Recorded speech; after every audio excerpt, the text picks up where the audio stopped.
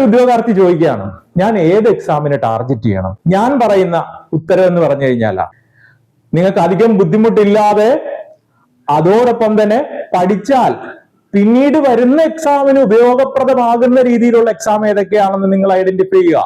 അതാണ് ഞാൻ ആദ്യം പറയുന്നത്.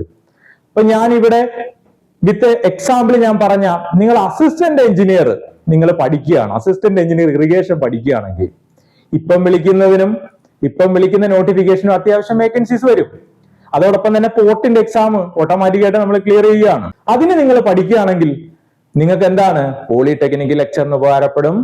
വർക്ക്ഷോപ്പ് സൂപ്രണ്ട് ഈ സിലബസിൽ തന്നെ ആയിരിക്കും, എയുടെ സിലബസിൽ തന്നെ ആയിരിക്കും. വർക്ക്ഷോപ്പ് സൂപ്രണ്ടിന് ഉപകാരപ്പെടും, വർക്ക്ഷോപ്പ് ഇൻസ്ട്രക്ടറിന് ഉപകാരപ്പെടും. പിന്നെ അതോടൊപ്പം തന്നെ നിങ്ങൾ അത്യാവശ്യം ഡ്രോയിങ്ങും അതോടൊപ്പം തന്നെ ഓട്ടോകാഡും ഒക്കെ കുറച്ച് കാര്യങ്ങളൊക്കെ ഒന്ന് പഠിച്ചു കഴിഞ്ഞാൽ നിങ്ങൾക്ക് വരാനുള്ള overseer grade 3 irrigation, draughtsman grade 2 harbour engineering, overseer grade 2 irrigation, ഇത്രയും കാര്യത്തിന് നിങ്ങൾക്ക് ഈസി ആയിട്ട് പഠിക്കാൻ പറ്റും. അപ്പൊ നിങ്ങൾ ചെയ്യേണ്ടത്, നിങ്ങൾ ഈ എക്സാമിനെ ഏത് എക്സാമിനാണ് നിങ്ങൾ പഠിക്കുന്നത് എന്ന് നോക്കിയിട്ട് നിങ്ങൾ കൃത്യമായിട്ട് അതിനു വേണ്ടി ടാർഗറ്റ് ചെയ്ത് പഠിക്കുക. നമുക്ക് മുമ്പ് ഈ മെക്കാനിക്കൽ എഞ്ചിനീയറിംഗ് മാത്രം പഠിച്ചാൽ ഒരുപാട് എക്സാംസുകൾ നമ്മുടെ മുമ്പിലുണ്ട്.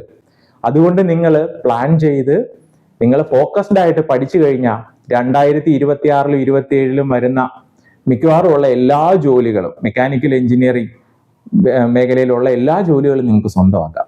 അതായത് വർക്ക്ഷോപ്പ് സൂപ്രണ്ട്, വർക്ക്ഷോപ്പ് ഇൻസ്ട്രക്ടർ, അതോടൊപ്പം തന്നെ AE, അങ്ങനെ വരുന്ന ലെക്ചർ, അങ്ങനെ വരുന്ന നിങ്ങളെ സ്വപ്ന ജോലിയെല്ലാം നിങ്ങൾക്ക് കരസ്ഥമാക്കാം.